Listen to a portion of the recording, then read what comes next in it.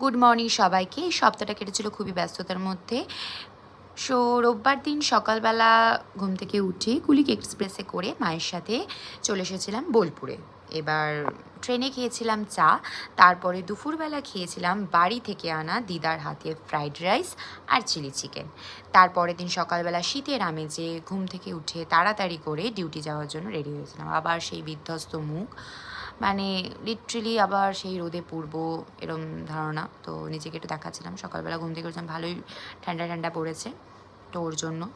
তো ব্রাশ করে নামার জন্য ফার্স্ট অফ অল রেডি হয়ে গেছিলাম, ব্রাশ করে নিয়েছিলাম, তারপরে চলে গেছিলাম ডিউটির উদ্দেশ্যে। নতুন ডেস্টিনেশন, নতুন জায়গা, খাবার এক্সপ্লোরিং, সঙ্গে নতুন সাব সেন্টার। এই মায়ের দেখা পেয়েছিলাম ডিউটি করতে গিয়ে। এই মন্দিরটা বেশ ভালোই বসার জায়গা উঠেছিল, একটু ক্যাঁত মেরে ছবিও তুলেছি। চা খাওয়া, যত আনহেলদি ফুড খেয়েছি এই সপ্তাহে, কিন্তু চেষ্টা করব পরের সপ্তাহে ভালো ভালো খাবার খাওয়া আর তোমাদের সঙ্গে শেয়ার করার। কারণ আমি চেষ্টা করছি একটা 50 দিনে হেলদি ফুড খাওয়ার চ্যালেঞ্জ